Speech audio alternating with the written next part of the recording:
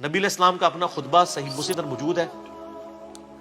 جابر بن عبداللہ کہتے ہیں، اور یہ حدیث امام باقر علیہ السلام نے روایت کی ہے جابر بن عبداللہ سے، اور امام باقر سے بیان کی ہے امام جعفر صادق نے. 2005 نمبر ہے صحیح مسلم میں کہ نبی علیہ السلام جب بھی خطبے کے لیے کھڑے ہوتے تو آپ صلی اللہ علیہ وآلہ وسلم فرماتے کہ میں اور قیامت اس طرح ساتھ بھیجے گئے جیسے یہ دو انگلیاں درمیان والی اور شہادت کی انگلی جوڑ کے، کیونکہ آپ علیہ السلام کے بعد تو اب صرف قیامت ہی آنی ہے. پھر آپ علیہ السلام یہ بھی پڑھتے اما بعد فإن خیر الحدیث کتاب اللہ، آگاہ ہو جاؤ اس کے بعد کہ سب سے بہترین کلام اللہ کی کتاب ہے، وہ خیر الہدی ہدی محمد صلی اللہ علیہ وآلہ وسلم، اور ہدایت یافتہ راستہ محمد صلی اللہ علیہ وآلہ وسلم کا ہے، وشر الامور محدثاتها، اور بدترین کام وہ ہیں جو دین میں نئے داخل کیے جائیں، وکل محدثۃ بدعہ وکل بدعۃ ضلالہ وکل ضلالۃ فی النار. سورۃ النساء میں پوری ڈیٹیل ہے کہ تمام بدعتیں گمراہیاں ہیں، گمراہیاں تمام کی تمام دوزخ میں لے جانے والی ہیں. اور اس کے علاوہ بھی صحیح مسلم میں ہے نا، وہ نحمدہ ونستعینہ ونستغفرہ، ان الحمد للہ نحمدہ ونستعینہ ونستغفرہ ونعوذ باللہ من شرور انفسنا ومن سیئات اعمالنا من يهده الله فلا مضل له ومن يضلل فلا هادي له واشهد ان لا اله الا الله وحده لا شريك له واشهد ان محمدا عبده ورسوله. بلکہ صحیح مسلم میں حدیث ہے جس خطبے میں شہادت نہ پڑھی جائے وہ ناقص ہے. شہادت یہ والی، اشهد ان لا اله الا الله وحدہ لا شریک لہ واشہد ان محمدا عبدہ ورسولہ. تو اس کے علاوہ آپ صلی اللہ علیہ وآلہ وسلم سورہ نساء کی پہلی آیت تلاوت کیا کرتے تھے، یا ایھا الناس اتقوا ربکم الذی خلقکم من نفس واحدہ. اس کے علاوہ اور آیات بھی آتی ہیں، سورۃ الاحزاب کی آیات بھی آتی ہیں. ترمذی میں وہ روایت کمزور ہے لیکن مسلم شریف میں ایک ہے سورۃ الحشر کی آیات بھی آپ کچھ تلاوت کیا کرتے تھے کہ اے ایمان والو اللہ کا تقوی اختیار کرو اور ہر جان دیکھے کہ اس نے مستقبل کے لیے قیامت کے دن کے لیے کیا بھیجا ہے آگے. یہ والی آیت تلاوت کرتے تھے. اور سر اس سے بڑھ کر نبی علیہ السلام کی تقریر کیا ہوتی تھی وہ زیادہ امپورٹنٹ ہے. وہ صحیح مسلم میں موجود ہے کہ نبی علیہ السلام جمعے کے 2 خطبے ہوتے تھے اور دونوں کے درمیان تھوڑی دیر بیٹھتے تھے اور دونوں خطبے کھڑے ہو کے دیتے تھے اور اس میں لوگوں کو واضح و نصیحت کرتے تھے اور قرآن سناتے تھے. سر اور مسلم شریف میں حدیث ہے کہ نبی علیہ السلام کے ہر جمعے کے خطبے میں سورہ قاف ہوتی تھی، سورت نمبر 50. سورۃ الکہف ہے نا، 15ویں سے شروع ہو کے 16ویں میں، یہ 26ویں پارے میں چھوٹی سی سورہ قاف جس میں میرا مسئلہ نمبر 59 ہے، منکرین خدا کو دلائل کے ذریعے دعوت. تو وہ سورت آپ صلی اللہ علیہ وآلہ وسلم، اور یہ یقین کریں بڑی پرفیکٹ ہے فکر آخرت کے اعتبار سے، وہ سورت آپ پڑھتے تھے. پھر صحیح مسلم میں حدیث ہے کہ انسان کے فقیہ ہونے کی نشانی یہ ہے کہ اس کی نماز جمعے کی لمبی ہو اور خطبہ مختصر ہو. اور پھر اس کے آگے الفاظ ہیں کہ بعض خطبے تو جادو کا سا اثر رکھتے ہیں، سحر کا سا. یہاں کیا ہوتا ہے الٹ، نماز چھوٹی، صرف اہل حدیث ہیں جو صحیح نماز پڑھ رہے ہوتے ہیں، باقی تو مغرور لا رہے ہوتے ہیں. وہ چھوٹی کیوں پڑھاتے ہیں؟ تقریر اتنی لمبی کر چکے ہوتے ہیں کہ انہوں نے ڈر لگا ہوتا ہے کہ یار جلدی فارغ کریے. سر 1:30 بجے جمعے کا ٹائم ہے تو 1:30 بجے مولوی جو ہے نا وہ تھوڑا سا گرم ہونا شروع ہوتا ہے اور جا کے 1:50 کے اوپر جا کے جماعت کھڑی کرتا ہے. تو جماعت میں اس کو پھر ٹینشن پڑی ہوتی ہے، میں پہلے ہی 20 منٹ لیٹ ہوں، نماز کا رگڑا نکال دیتا ہوں. حالانکہ میں نے تقریباً 1.5 سال ایک بریلویوں کی مسجد میں جمعہ پڑھایا اس زمانے میں، 2000 کے اندر بات ہے، 2000 سے لے کے 2001 تک. میری یعنی نماز جمعے کا ٹائم 1:30 بجے تھا، میں 1:20 کے اوپر تقریر ختم کر دیتا تھا سنتوں کے وقفے کے لیے نا.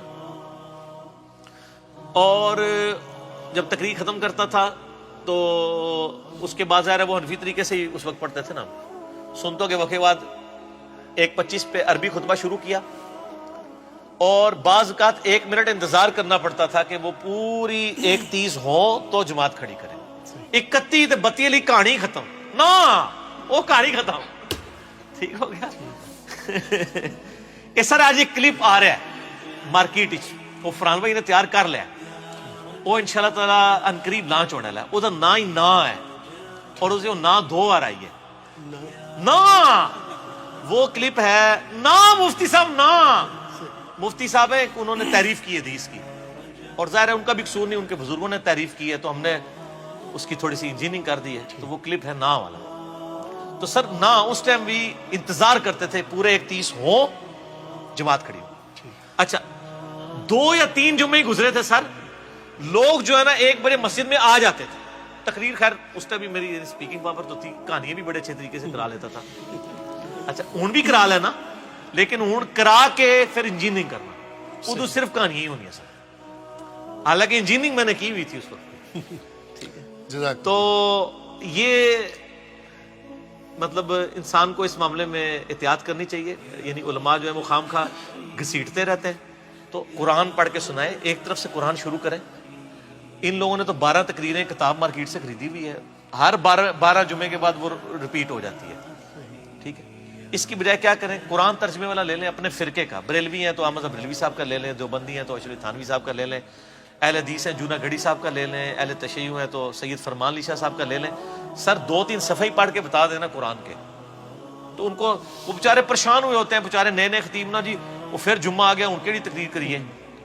وہ لوگ بھی سن کے آپ کوئی نواں موضوع کرنا ہے. آپ تو لوگ ایجوکیٹ ہو چکے ہیں اور یوٹیوب کی وجہ سے, اور لوگوں کو یہ شعر بھی پتا ہے کہ نام ہے وابی, نام ہے بابی, میں ہوں مسلم علمی کتابی. کئی لوگ تو اب کہتے ہیں سر جمعہ پڑھنے کا مزہ ہی نہیں آتا, ہر چیز ہی کہانی لگتی ہے. وہ ہے ہی وہ پہلے بھی کہانی سی, لیکن چونکہ تو وہ پتہ نہیں سی کہ کہانی ہے. ٹھیک ہے, تو وہ بڑی مشکل سے لوگ سنتے ہیں. تو اب طریقہ یہ ہے کہ سر آپ کہانی کے بجائے ان کو کہ سر قرآن ترجمے سے شروع کر لیں. یار قرآن پاک اتنی موٹی کتاب ہے کہ یہ ان کو کئی سال چاہیے ختم کرنے کے لیے. آلموسٹ جو عام یہ نارمل قرآن ہے, آپ یہ دیکھیں, یہ آلموسٹ 600 صفحوں کے. تو اگر یہ ہر جمعے کے خطبے میں صرف 2 صفحے بھی پڑھیں, ٹھیک ہے, تو سال میں کتنے جمعے آئیں گے, 52. تو تب بھی 1/3 قرآن بھی نہیں ختم ہوگا. ٹھیک ہے, کتنا ہوگا, 100. 6 سال بعد سر خطبہ ریپیٹ ہوئے گا, دیکھ لو. کیونکہ 1 سال میں 100 صفحے پورے ہوئے تو 6 سال کے اندر 600 صفحے پورے ہوں گے. اور اگر اس کو صحیح طریقے سے بیان کیا جائے تو 1 صفحہ بھی نہیں سر مکمل ہوتا. آپ دیکھتے ہیں ہماری تفسیر ایک آیت کے اوپر میں نے بعض کا 6 گھنٹے کے لیکچرز ہیں. تو قرآن کو, اور نبی علیہ السلام کا خطبہ جمعہ قرآن تھا, اور وہاں یہ ایڈوانٹیج تھا کہ بیان کرنے والا بھی عربی تھا, سننے والے بھی عربی تھے, نہ ترجمے کی ضرورت تھی نہ تفسیر اس طرح کرنے کی, ڈائریکٹ بات کی دل کے اوپر اتر گئی. اب ہمیں ذرا ترجمہ بھی کر کے بیان کرنا پڑتا ہے.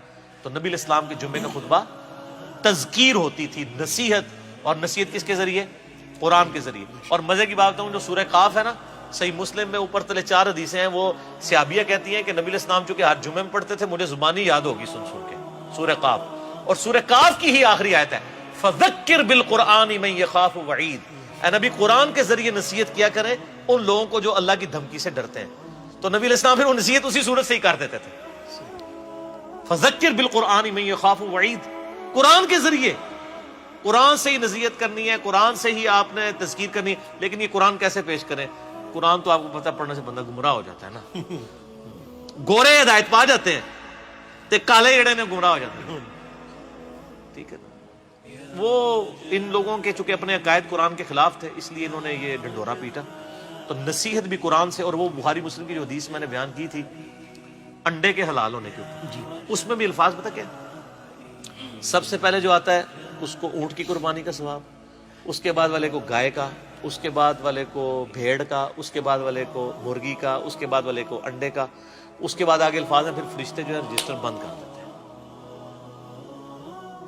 وَيَسْتَمِعُونَ الذِّكْرَ, اور پھر وہ کان لگا کے تذکیر, جو نصیحت کر رہا ہوتا ہے نا وائز, وہ سننا شروع کر دیتے ہیں. فرشتے بھی تقریریں سنتے ہیں. ویسے تو تھوڑیاں گاڑیاں سن کے تو فرشتے بھی ہنستے ہوڑے رہے, بندے ہنس رہے ہیں. یار یقین کریں مجھے تو اب فرشتوں کے اوپر آ رہا ہے. یار فرشتے کیا سوچتے ہوں گے یار کہ ان کو اللہ تعالیٰ نے ایک پیغمبر دیا, کتاب محفوظ کی, یہ اس کو چھوڑ کے کہانیاں کرا رہے ہیں. بڑا حوصلہ ہے فرشتیاں دا, یقین کرو. پھر بھی تھوڑا نام رجسٹر لکھتے ہیں, ہو سکتا ہے نام لکھتے ہوں کہانی سننے کے لیے پہلا بندہ آ گیا, ہوں دوسرا آ گیا, ہوں تیسرا آ گیا, تے کہانی سن کے اٹھ گیا, تے گھر بھی جا کے کہانیاں ہی سنائے گا. آپ امیجن کریں کہ فرشتوں کے لیے تو حسب حال ہی بنا ہوا ہے یہ مسجدیں جو ہیں, لیکن ان بیچاروں کی تو اللہ نے ڈیوٹی لگائی ہے. ادروائز یقین کریں آپ کی جو مسجدیں نا ان میں تو وہ کہیں یا اللہ اتنے نہ منو بھیجو, لیکن وہ چونکہ پابند ہیں حکم کے تو وہ جاتے ہیں ہر دفعہ بیچارے کہانیاں سن کے. اللہ کو جا کے اللہ نو دس دے ہوں گے کہ جناب کہانیاں نے, ٹھیک ہے نا, تم جی نہیں اللہ کو پتا ہوتا ہے, لیکن اللہ پوچھتا ہے سر. جی جی جی صحیح مسلم میں حدیث ہے کہ جہاں پہ بھی کوئی محفل ہوتی ہے نا وہاں پہ فرشتے ڈانپ لیتے ہیں, جب وہ واپس جاتے ہیں اللہ تعالیٰ پوچھتا ہے کہاں سے آئے, وہ پوری ڈیٹیل ہے. اور وہ محفل قرآن کے بارے میں, یہ بابوں کی محفلوں کے بارے میں نہیں, وہ تو خیر پازیٹیو سینس میں. تو یہ جو کہانیاں ہیں وہ ظاہر ہے اللہ تعالیٰ کے تو علم ہے, لیکن اللہ تعالیٰ پوچھتا ہے اس لیے کہ اس کا ایک پروسیجر ہے, ایک طریقہ ہے کہ ڈیوٹی لگائی ہے, ذرا ان سے بھی فیڈ بیک لیا جائے. تو بہرحال آپ دیکھیں کہ کتنی شرمندگی نبی علیہ السلام کو قیامت الدین اس امت کی وجہ سے اٹھانی پڑے گی کہ اس امت کو کتاب محفوظ کر دی گئی, پیغمبر کی تعلیمات محفوظ کر دی گئی, یہ پھر بھی کہانیاں کراتے رہے. اور میں یقین کریں مجھ سے تو صبر نہیں ہوتا, میں تو 1 بجے جمعہ ہے نا سر 12:55 میں گھر سے نکلتا ہوں, بس اتنا ٹائم لے کے کہ 2 سنتے پڑھوں. اس میں بھی بعض کا 1-2 جملے اتنے کوفت والے آخری منٹ میں بھی پڑھ جاتے ہیں دماغ میں کہ بندہ کہتا ہے یا تو پھر یہ اصلاح کرے نا سر.